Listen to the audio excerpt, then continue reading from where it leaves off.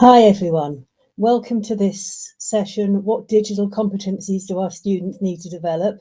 This session is sponsored by Vivox.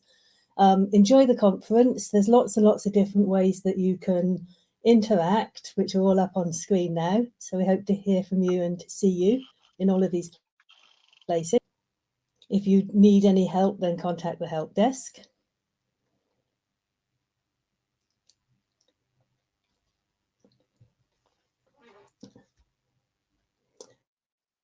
Session, as I said, sponsored by Vivox.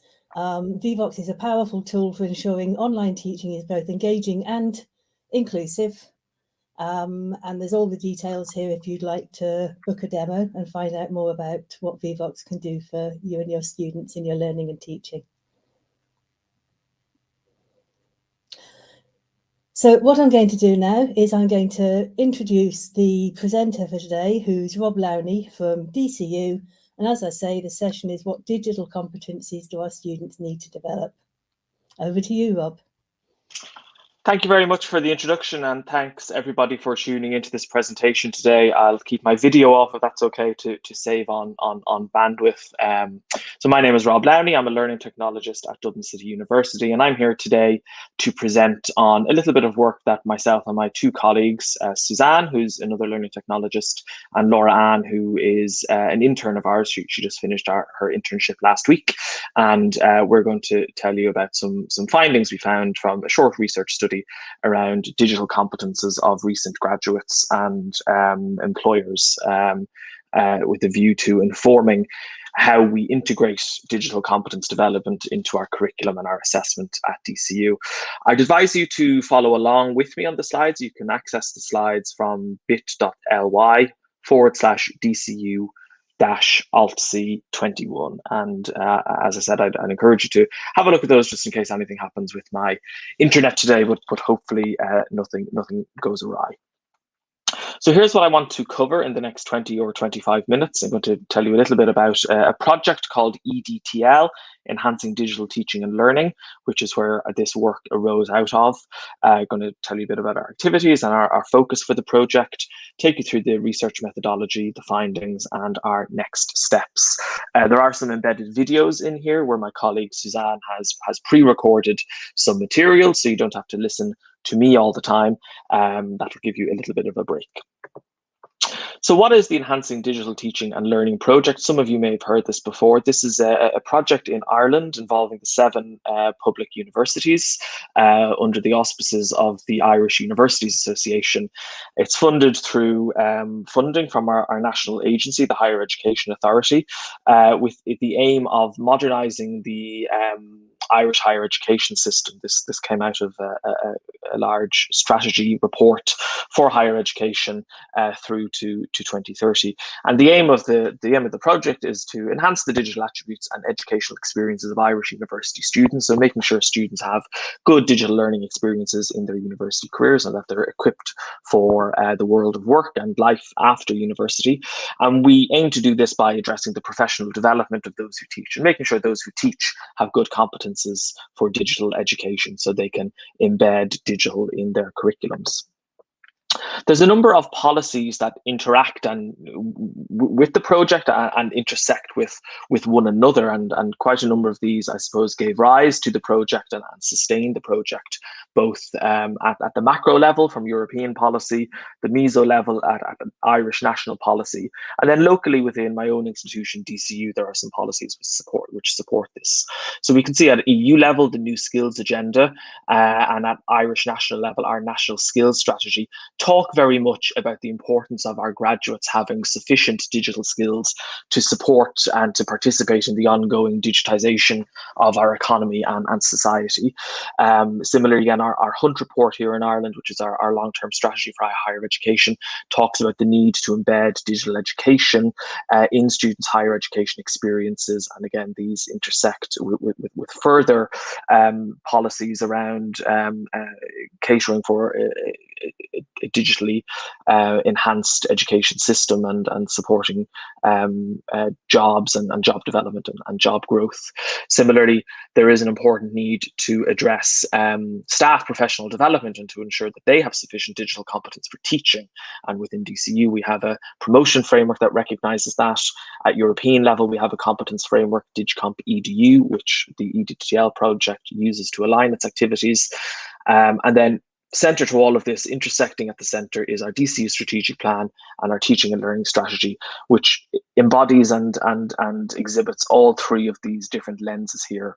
The graduate digital skills that are important for the future, the need for students to have a digital education, and the need to support staff in developing their own digital competences. Why are we talking about digital competences and digital skills? A lot of us will be aware of the growing discourse around the future jobs and future skills that are needed, and Industry 4.0 and so on.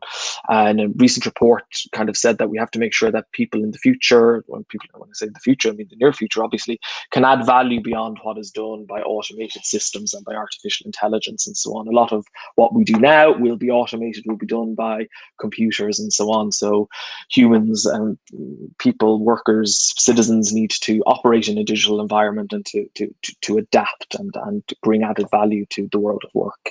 In Ireland, the government launched a major initiative 2 years ago, which seeks to, I suppose, make Ireland a hub for these future forward technologies, to be a hub for disruptive technologies, to support business in digitising and upskilling, and also to support higher education in making sure that we are educating and preparing our graduates for these very future-focused careers. Obviously, COVID is accelerating the digital skills. A lot of us we're remote working and still remote working, and that requires a level of digital skills and competences. And then generally, there are all these social issues permeating everything: the digital divide, digital literacy divide, rise of disinformation and fake news and post-truth and all that. It's online safety, cybersecurity, and of course, data protection. So it's hugely important that we give our students the opportunities to become competent, to be able to tackle these issues, both during their time in university, but more importantly, after their time in university. The EU has developed a digital competence framework. I mentioned the DigComp EDU framework, which is for educators. The DigComp framework is for citizens or for workers, and it offers them a tool to improve their own digital competence. It gives them, I suppose, a map of areas in which they should be competent in order to be a successful participant in society. There's 5 competence areas across 8 levels of proficiency, from very basic or from foundational to highly specialized. And the areas are information and data literacy, communication, collaboration, digital content creation, safety, and problem solving. And within each of those areas, of course, there's individual competences related to each of those. And this is a growing framework. It's quite an important framework and something very useful for citizens and for employers and companies and organizations. The Edtl project at DCU, obviously, it largely is about supporting staff professional development so they can embed digital competence experiences for their students in their curriculum.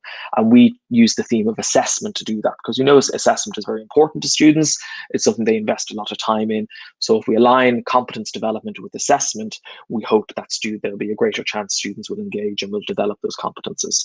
Obviously, COVID-19 led to staff overload in terms of professional development. They kind of needed training and PD in order to keep their heads above water, and they were kind of less engaged with the wider vision of enhancing their practice. They were just trying to keep the show on the road. So therefore, we kind of, myself, Suzanne, and Laura Anne, sort of pivoted, not to use that terrible word that we associate with COVID. We pivoted our project to focus a bit more on directly supporting students to develop their digital skills. So we did things like creating digital learning resources for them. We ran an informal skills development lunchtime session called DigiTown, which was kind of fun, and students could come in and we'd show and tell some digital tools or some digital tips for studying. And we also decided to embark on this small research study about finding out, well, what are the digital competences that our graduates are using in the workplace and that our employers are looking for. It was based on some work Elizabeth Newell at the University of Nottingham did. You know, we really want, while we know students need to develop competences, we're all in agreement, they need to be prepared for the future world of work. We wanted to have concrete information to bring to our academics on which competencies do people see as the most important, and then work with them to embed it in their assessment and in their curriculum. So the focus on research was recent DCU graduates from 2019 and 2018, and also employers and employer bodies that DCU has a connection with. And we wanted to find out the broad, non-discipline specific digital skills that graduates are using in work, or that employers look for when recruiting graduates for roles. We're aware, of course, if you're a computer science student, you're going to be learning digital skills very much, you know, in the arena of computer science. Or if you're a nursing student, you're going to be developing digital skills around using medical technology, etc. But we wanted to find broad, non-discipline specific digital skills, and we used the DigComp framework to align that. Obviously, we wanted to inform our activities with the findings, and we were very thankful that we were able to draw on the expertise of the careers office in DCU, our placement office, and our alumni office, and they're great critical friends to us in this endeavour. We're going to hear from Suzanne now for a moment, who will explain the methodology to you. In relation to the research methodology, a few brief notes for you. A mixed methods approach was used. Quantitative and qualitative data were gathered through an anonymous online survey. We surveyed both recent graduates who had completed programs over the last 3 years, and we surveyed employers connected to the university as well. Those surveys were disseminated for us very kindly through the careers office and the alumni office, respectively. Our survey questions were based around the DigComp framework areas of digital competencies. This framework is a similar framework to the GIST capabilities framework, which is used throughout Europe and in Ireland. The quantitative data was cleaned and analysed using Excel, and the analysis of the qualitative data follows the Braun and Clark process. The references there on the slide for you, and is analysed using NVivo software.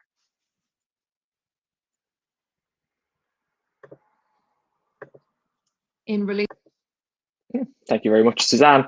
So as I said, we issued our surveys in February 2021 to about 9,000 recent graduates and about 600 employers.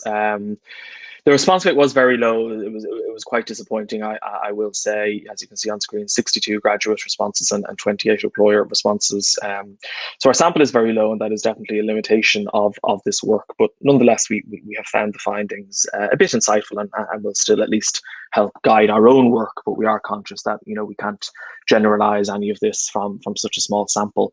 Possible reasons for the lack of engagement: it was lack of incentive. You know, we didn't kind of offer any tokens of appreciation or vouchers, etc., for completing the survey. We didn't issue a follow-up as well. We were conscious that because we were relying on colleagues to distribute the survey, we didn't feel like we could ask for them to continue pushing the survey. And then also in February 2021, Ireland was in the midst of a very long and deep and dark lockdown, and there was a lot of, I suppose, disengagement across society and a low mood across society. So we suspect people just weren't really interested in completing the surveys.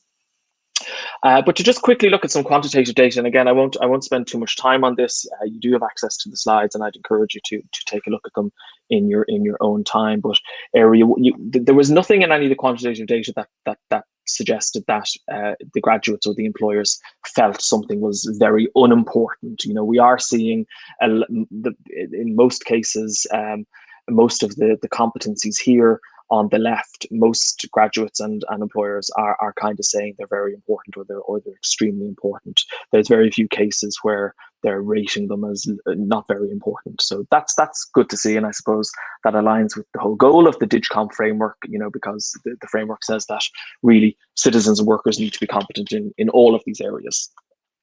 But the area one, if you remember, was all around information literacy. So again, unsurprisingly, graduates saying that that's quite important in their work. Similarly, area two is around collaboration and communication. Very important. You can see here all sharing, collaborating, interacting with digital technologies. Less important, or not less important, not as important, would be things like netiquette and digital identity from the graduates. Area three is around content creation. So again, we're seeing, people saying it's moderately to extremely important, creating content, reusing content, understanding copyright and so on. Programming, not important or has low importance really from the graduate point of view. Area four is around safety. So unsurprisingly, privacy is coming through strong here as something important for graduates in their work.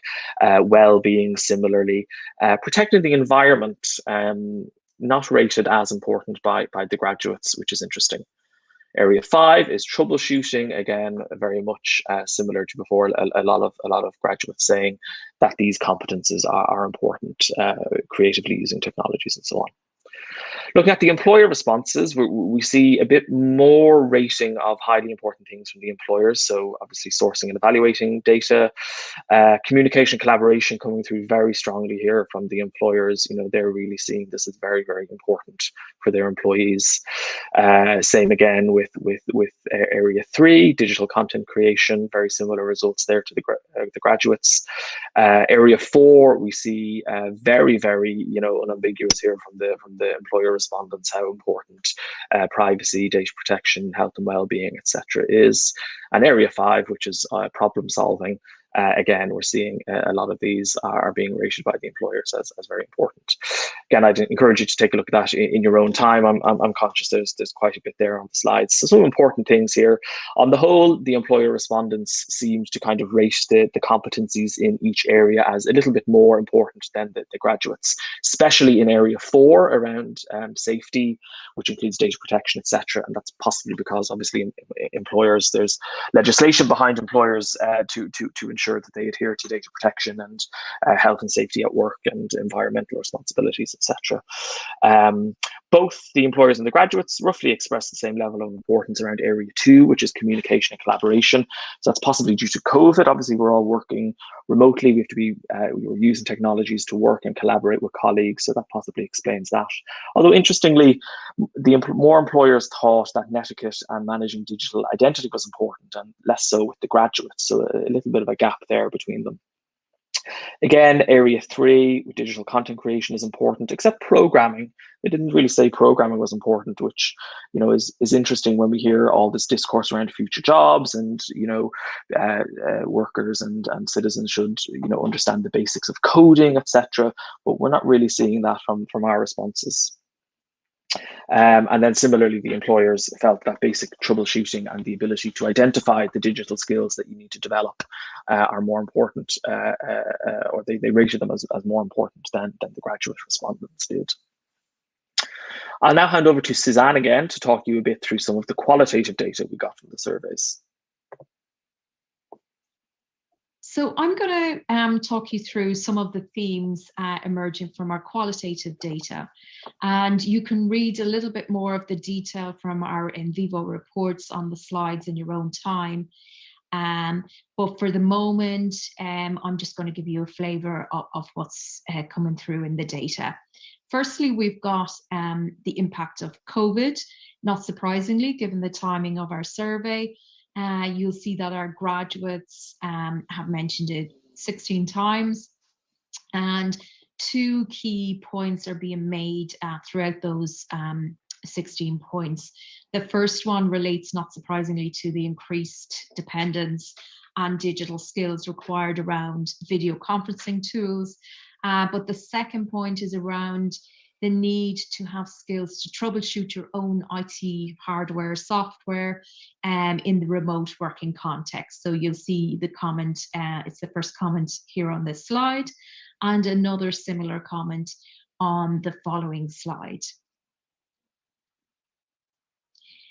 From the employer perspective, again, there's recognition that the COVID-19 crisis and the resulting remote working context has had an impact on the digital skills required by employees. So you'll see here 2 comments. You know, the reliance on digital skills and platforms is very clear here. Okay, and the second theme coming through is an awareness around the importance of digital skills. And this is coming through from both employers and from graduates. You'll see just 2 references here from employers, but the comments are quite strong. You know, IT is a skill that's needed every day. And, you know, being able to fully communicate digitally is an absolute must. So very strong language there around the awareness around the need for digital skills in the workplace. And then we thought this is a really interesting comment from one of our graduate respondents relating to the kind of the disparity between the generations in relation to digital skills. And I'll just let you read that, take a moment to read that comment on the right.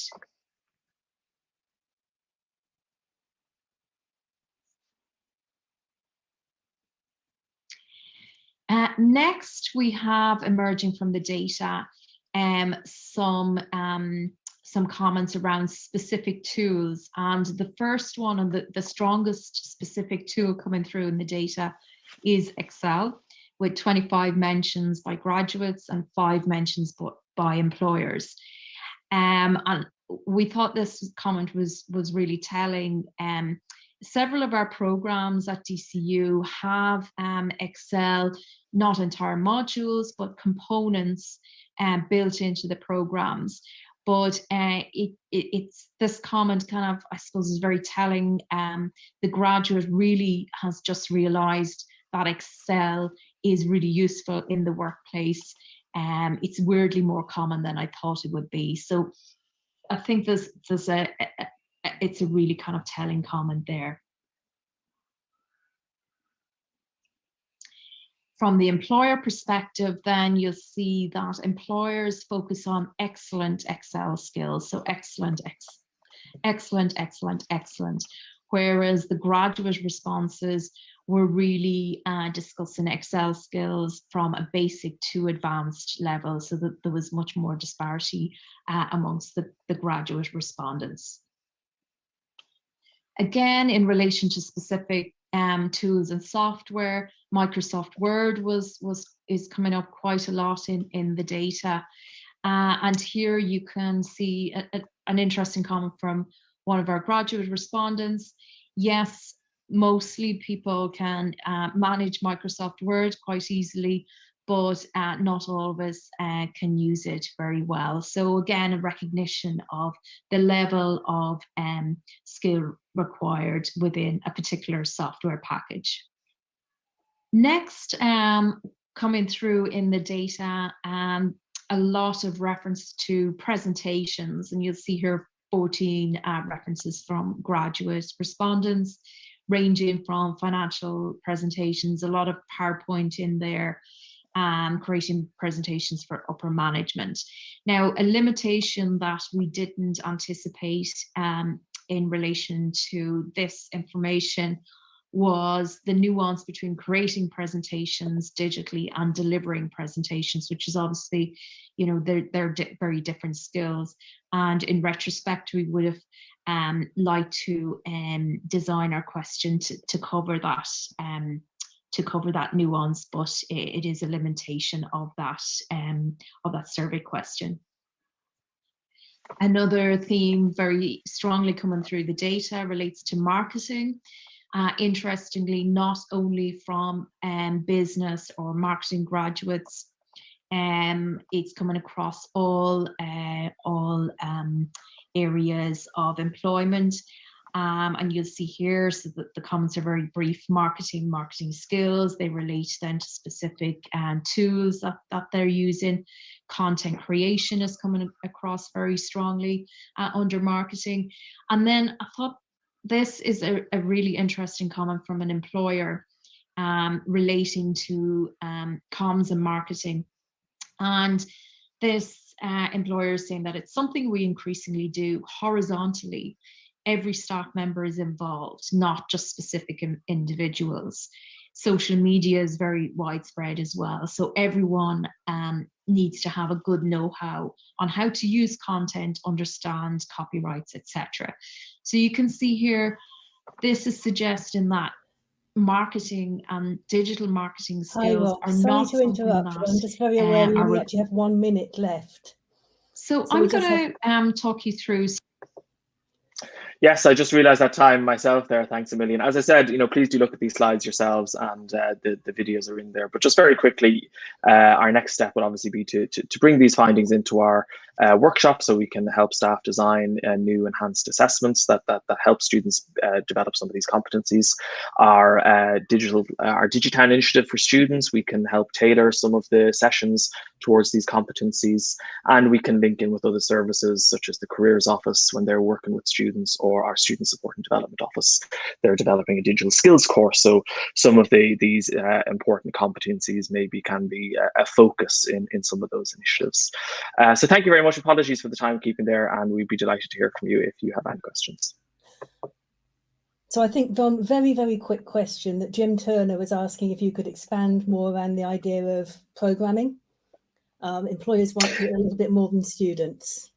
So are we missing? Yeah, that's definitely interesting, Jim. That was something we found interesting because, definitely there's quite a lot of discourse out there about and we see it in schools. A lot of kids in school at the moment are doing kind of coding classes and extra coding classes because there is this recognition that it is good for students and for graduates to have some of these skills.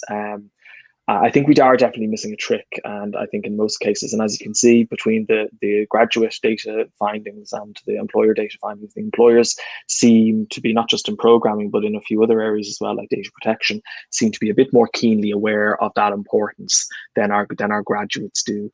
So I think definitely we need to, in our work in curriculum design and assessment design and so on, if we can start bringing these things in a bit more, hopefully it'll help kind of plug that gap, and graduates and employers will have the same level of appreciation of the importance of these competences and skills. Perfect. And that's my cat come to tell me that the session has ended. So thank you very, very much, Rob. I hope you'll post all of your resources into the Discord channel so that people can find them there and engage with them. Absolutely. Will do, Sarah. Thanks very much. Thank you.